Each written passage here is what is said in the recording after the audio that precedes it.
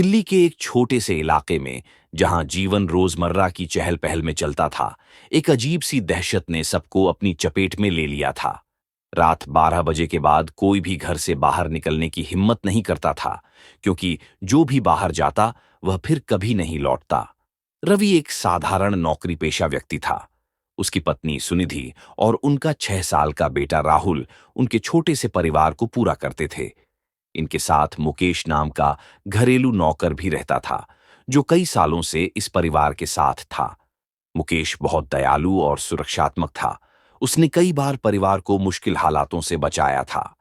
एक रात रवि देर से काम से घर लौट रहा था। जैसे ही वह अपने घर के पास पहुंचा, उसने देखा कि पड़ोसी श्रीवास्तव जी का बेटा विक्रम घर से बाहर निकला था। रवि ने उसे चेतावनी देने की कोशिश की, लेकिन विक्रम ने उसे नजरअंदाज कर दिया। अगले दिन सुबह विक्रम कहीं नजर नहीं आया। फिर कुछ दिन बाद जब सीआईडी की जांच हुई, तो उसमें यह पता चला कि उसकी मौत हो चुकी है और किसी ने विक्रम की लाश को स्विमिंग पूल में फेंक दिया था। लोग समझ गए कि यह काम उसी का है। शहर में अफवाहें फैल गईं कि कोई सीरियल किलर रात के अंधेरे में घूम रहा है। पुलिस ने सख्त कर्फ्यू लागू कर दिया, लेकिन फिर भी गायब होने की घटनाएं नहीं रुकीं। मुकेश ने परिवार को आश्वासन दिया कि वह हमेशा उनकी रक्षा करेगा और घर के सभी दरवाजे खिड़कियां मजबूती से बंद करके रखेगा। रवि ने एक रात मुकेश को घर के बाहर चुपके से निकलते देखा। वह तुरंत उसके पीछे गया, लेकिन मुकेश अचानक कहीं गायब हो गया। रवि को शक हुआ और उसने अपनी सतर्कता बढ़ा दी। एक दिन रवि के ऑफिस से कुछ दोस्त आए थे, जिसमें रवि के 4 पुरुष और 5 महिला दोस्त थे। मुकेश ने रवि के दोस्तों के लिए बहुत स्वादिष्ट खाना बनाया था। शाम के करीब 8 बजे से पार्टी शुरू हुई। पार्टी में रवि, सुनिधि और उनका 6 साल का बेटा राहुल के साथ रवि के सारे दोस्त भी थे। मुकेश सभी का पार्टी में अच्छे से ख्याल रख रहा था। सभी को जूस देना हो या खाना, वो सब बहुत अच्छे से कर रहा था। इतने में ही रवि की एक दोस्त सपना ने रवि से कहा, रवि यार, ये तेरा नौकर मुकेश बड़ा ही अच्छा लगा मुझे। इसे तो मुझे नौकर बोलने का मन ही नहीं कर रहा है। यार, ये कितना हैंडसम है।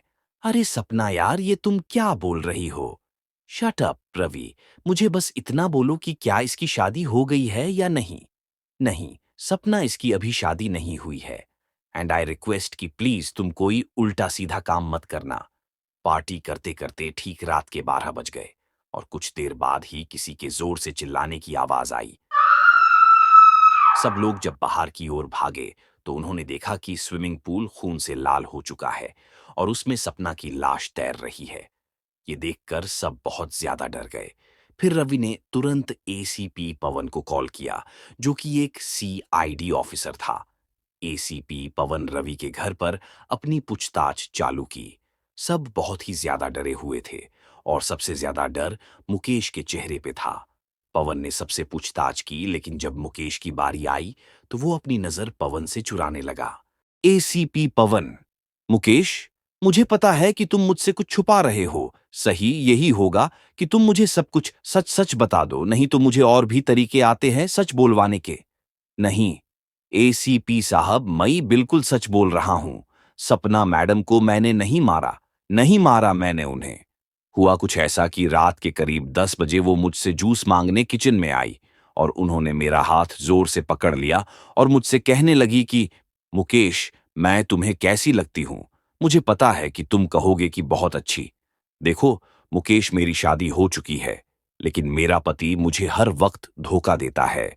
उसका किसी ना किसी के साथ हमेशा चक्कर चलते रहता है। इसलिए मैं उसे डिवोर्स देके तुमसे शादी कर लूंगी। करोगे ना मुझसे शादी? मुझे पता है कि तुम हाँ ही बोलोगे। और जब मैंने उनसे शादी करने के लिए मना कर दिया, तो उन्होंने मेरे साथ जबरदस्ती करने की कोशिश की। मैंने जब उन्हें मना किया तो उन्होंने मुझे थप्पड़ मारा और वो वहां से बहुत गुस्से में चले गई। उसके बाद मेरी उनसे कोई बात नहीं हुई। इतने में रवि के एक दोस्त ने कहा, एसीपी ये झूठ बोल रहा है।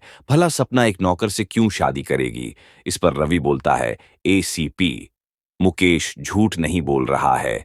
इस बारे में सपना ने आज मुझसे बात की थी कि वो मुकेश को पसंद करती है। इतने में ही सुनिधि बोलती है, हाँ एसीपी, मुकेश बिल्कुल सच बोल रहा है।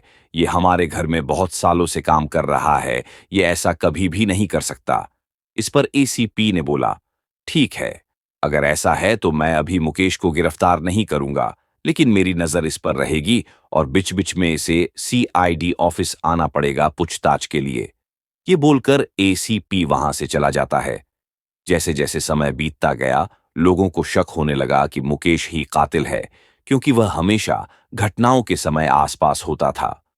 कुछ दिन बाद ठीक रात के 12 बजे एक लड़का नशे की हालत में क्लब से लौट रहा था।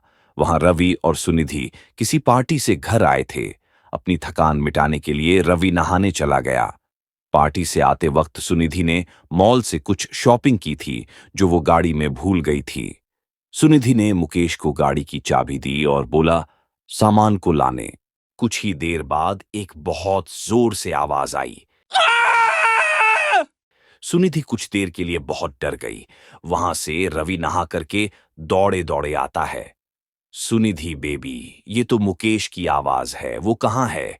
तुमने उसे इतने रात को बाहर क्यों भेजा? तुम जानती हो ना कि सीरियल किलर का आतंक यहाँ पे कितना है। पता नहीं कहीं उस सीरियल किलर ने उसे तो अपना शिकार नहीं बना लिया। ये तुम क्या बोल रहे हो रवि? चलो हम जाकर के देखते हैं कि मुकेश ठीक तो है ना। जब दोनों हिम्मत करके बाहर जाते हैं तो उनके होश उड़ जाते हैं। वो देखते हैं कि मुकेश कार के साइड में बैठ के रो रहा है और उसके हाथ में चाकू है। ठीक उसके सामने वही लड़के की लाश है जो कुछ देर पहले क्लब से लौट रहा था। दोनों ये देख के समझ जाते हैं कि सीरियल किलर कोई और नहीं बल्कि मुकेश ही है। रवि ने पहले ही सीआईडी ऑफिसर को कॉल करके घटना की सारी जानकारी दे दी, जिसके कारण सीआईडी की टीम वक्त पर पहुंच पाई। मुकेश ने अपनी सफाई में कुछ नहीं बोला और उसकी गिरफ्तारी हो गई। मुकेश के जेल जाने से सब लोग बहुत खुश हुए और अब शहर में सीरियल किलर का आतंक भी शांत हो गया। कुछ महीने बाद सीआईडी अधिकारी रोहन ने इस केस को हाथ में लिया। उसने सभी सबूतों को ध्यान से देखा और पाया कि कुछ तो गड़बड़ है। सीआईडी अधिकारी रोहन ने एक रात अपने शक को दूर करने के लिए उस सीरियल किलर के लिए जाल बिछाया। उसने अपनी टीम को छुपने को कहा और खुद सुनसान सड़क पर चलने लगा और जोर जोर से चलते चलते बोला, अरे ओ सीरियल किलर, दम है तो मुझे मार के देखा। डरपोक, कायर, हिम्मत नहीं है तुझ में। रात के करीब 3 बज रहे थे। ऑफिसर रोहन अब थक के वापस अपनी गाड़ी में जा रहा था। तभी अचानक एक नकाबपोश आदमी ने रोहन पर जानलेवा हमला करने की कोशिश की, लेकिन रोहन ने खुद को बचा लिया और फिर पूरी सीआईडी टीम ने उस नकाबपोश को घेर लिया, जिसे वो समझ गया कि उसे पकड़ने के लिए ये एक जाल था। उस नकाबपोश ने अपनी जानलेवा चाकू दिखाकर भागने की कोशिश की, लेकिन ऑफिसर रोहन ने उसे पकड़ लिया और उसका नकाब हटा दिया। ऑफिसर रोहन को अपनी आंखों पे यकीन नहीं हो रहा था। उसने कभी नहीं सोचा था कि कभी कुछ ऐसा भी हो सकता है। ऑफिसर रोहन ने बोला, मेरा शक आखिर सही साबित हुआ। रवि, तो तुम ही हो असली सीरियल किलर। जब मैंने उस दिन की सीसीटीवी फुटेज देखी तो मैं समझ गया कि कातिल मुकेश नहीं कोई और है, क्योंकि तुमने सीआईडी को कॉल रात के 11:30 में की थी और यह घटना जबकि रात 12 बजे की थी। तुमने बड़े ही चालाकी से सीसीटीवी के बीच के पार्ट को डिलीट कर दिया और सिर्फ उसी पार्ट को रखा जिसमें तुम मुकेश को कातिल दिखा सको। बोलो रवि, क्यों किया तुमने ऐसा? क्यों? रवि, हाँ, मैं अब और झूठ नहीं बोल सकता। मैं ही हूं सीरियल किलर। मुकेश को मुझ पर शक हो गया था। वो मुझ पर कड़ी नजर रखने लगा था, जिसके कारण मुझे उसे अपने रास्ते से हटाना पड़ा और मैंने अपना सारा किया कराया उस पे डाल दिया।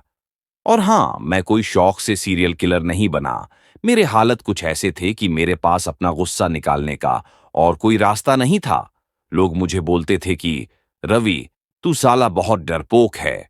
तू मर्द नहीं, नामर्द है जो एक चूहे छिपकली से डरता है, अपने ऑफिस की लड़कियां से भी।